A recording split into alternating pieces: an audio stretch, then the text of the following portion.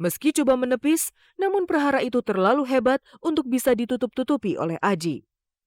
Terakhir sampai keluarga besar turun tangan ya dari kita gitu, tapi ternyata Nadianya mungkin lebih baik lah.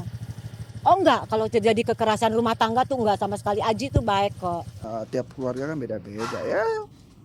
Namanya kita dikasih cobaan ya kita lagi hadapin aja. Haruskah Aji menduda untuk kedua kalinya?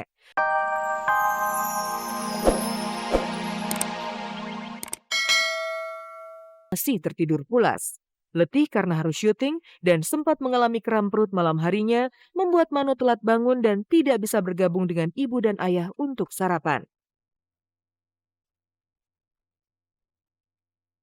Tak sampai sejam kemudian Mano pun bangun, mandi, lalu turun menyapa ayahnya sambil menyantap roti sebagai sarapan. Setelah itu Mano berkemas dan mempersiapkan diri untuk berangkat ke lokasi syuting. Hai pemirsa kabar-kabari, ini Manohara. Saya mau berangkat pergi syuting, lagi siap-siap. As you can see kamarnya masih berantakan sih, tapi namanya ya masih pindah, baru pindah ya. Jadi koper-kopernya, box-boxnya masih all around the place. But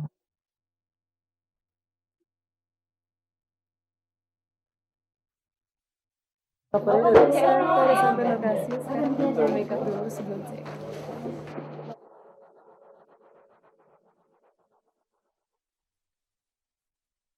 Beginilah kesibukan Mano sejak dirinya terjun ke dunia sinetron. Rasa letih kerap menyergap. Apalagi kalau ditambah dengan kasus hukum seputar persoalan rumah tangganya dengan sang suami Pangeran Kelantan Tengku Fahri. Meski stres sering datang melanda, namun Mano dituntut untuk profesional, memisahkan persoalan pribadi dari pekerjaan di lokasi syuting. Untungnya, Oka Antara, Dude, Anwar Fuadi, Dewi Yul termasuk sang sutradara serta para kru sinetron Manohara mampu menjadi sahabat di lokasi syuting. Rasa kaku dan canggung di awal-awal syuting kini nyaris tak pernah dirasakan lagi. Mano bisa saja memainkan piano, bercanda, atau sekedar memainkan trik sulap untuk mencairkan suasana di dunianya yang baru. Tiup mas.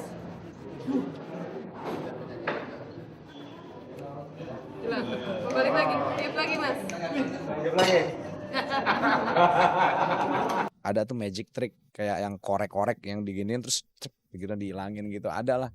Jadi kayak kalau lo pengen tahu rahasia ininya, rahasia magic trick gue, lo kasih tahu rahasia lo, kayak gue bilang, wah ini udah main barter nih kayaknya. Dia cukup pandai bergaul, sangat tahu diri, dan cerdas.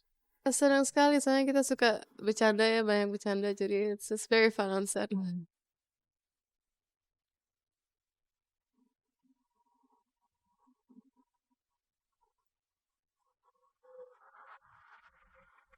Meski baru 3 episode, namun mega sinetron Manohara sanggup untuk meraup perhatian masyarakat. Selain pesona Manohara, soundtrack lagu Maha Melihat juga memiliki peranan yang cukup kuat. Lantunan merdu suara Opik dan Rahel, serta syair yang syarat rohani, sanggup membawa setiap orang yang menonton sinetron ini kepada sebuah refleksi kehidupan yang sesungguhnya. Tawa di nafasku, hitam putih di hidupku, jangan di takdirku. Tiada satu tersembunyi. Pesona pribadi Manohara yang dipadukan dengan akting apik Dude Herlino, Oka Antara, dan para pemain senior lainnya tak bisa ditampik menjadi sinergi yang teramat kuat sehingga mega sinetron Manohara mampu terpatri di hati para pemirsanya. Selain itu, soundtrack memainkan peranan yang cukup penting. Lagu Maha Melihat garapan Opik adalah sebuah refleksi iman seorang anak manusia agar tetap teguh berdiri pada penyelenggaraan ilahi. Ketika vokal Opik yang memiliki karakter sangat kuat dipadukan dengan alunan halus suara Rahel Amanda, maka bisa dipastikan setiap orang yang mendengarnya bakal tergugah hatinya. Segala apapun yang kita alami dalam hidup, luka, menangis, tertawa, itu adalah Allah yang menjadi saksinya. Allah Maha Melihat, Allah Maha Mendengar, Allah yang membela, Allah yang mengasihi, Allah yang menyayangi, kayak begitu. Kau yang maha mendengar, Kau yang maha melihat, Kau yang maha pemaaf, padamu hati bertaubat. Kau yang maha pengasih, Kau yang maha penyayang, Kau yang maha pelindung, padamu hati bergantung.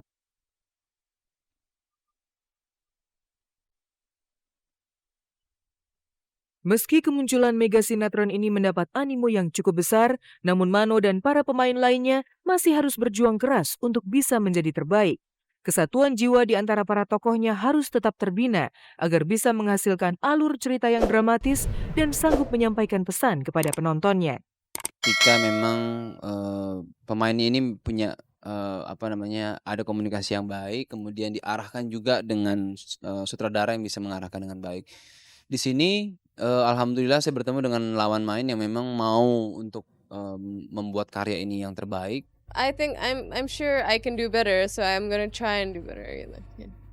Kita semua berharap yang terbaik. Kita berharap bahwa apa yang kita berikan dalam pekerjaan dan karya ini bisa menghibur penonton. Gitu. Lantas bagaimana akhir kisah dilema cinta Manohara? Mungkinkah ada kesamaan akhir cerita mega sinetron ini dengan situasi yang dihadapi Mano ketika memilih pulang ke tanah air dan meninggalkan segala kenyamanan Istana Kelantan?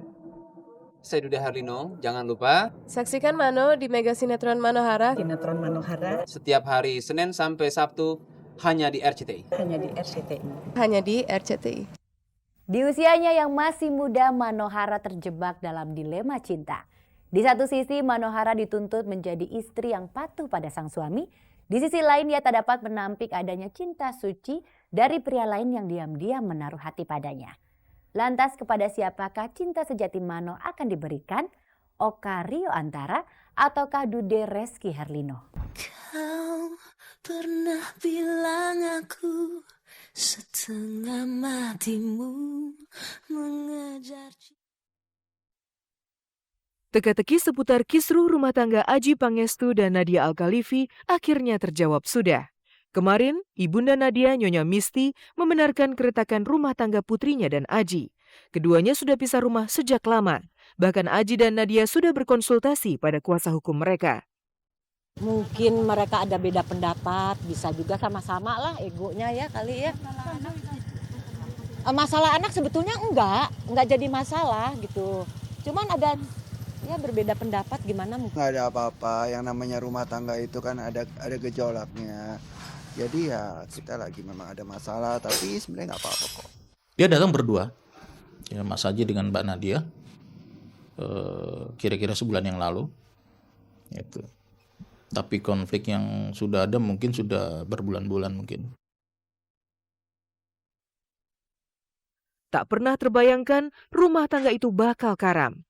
Adji sendiri sempat menegaskan bahwa pernikahan keduanya dengan Nadia bakal menjadi pernikahan terakhir yang ia lakoni setelah sebelumnya gagal mempertahankan rumah tangga bersama Annisa Trihapsari. Entah apa yang membuat Adji berubah pikiran. Yang jelas, Nadia tampak syok dan memilih menutup diri. Ya pastinya ya dia shock gitu loh, pasti gitu loh. Karena dia juga nggak nyangka cuman sampai 2 tahun gitu kan. Yang ngebuat katanya Adji ya.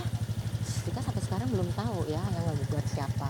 Dari dulu juga ada masalah, selalu berantem. Gara-gara piring kurang satu aja berantem. Gara-gara belanjaan kurang sedikit pasti berantem.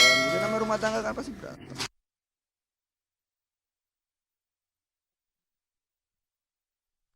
Meski coba menepis, namun prahara itu terlalu hebat untuk bisa ditutup-tutupi oleh Adji.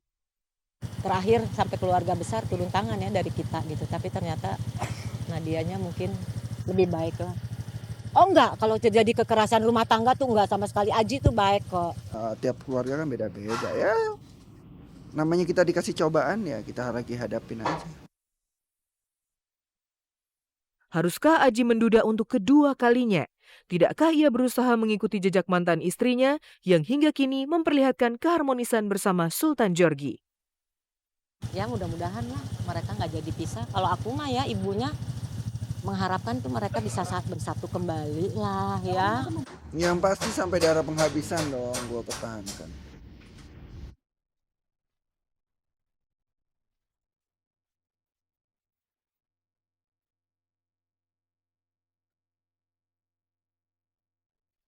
Pemirsa, sampai di sini kebersamaan kita. Saya Hesti Purwadinata beserta segenap kru yang bertugas undur diri dari hadapan Anda. Simak terus Kabar Kabari setiap hari Senin dan Kamis pukul 3 sore dan cek dan dicek setiap hari Selasa, Rabu, dan Jumat di jam yang sama. Tentunya hanya di RCTI Selalu Oke. Selamat sore dan sampai jumpa.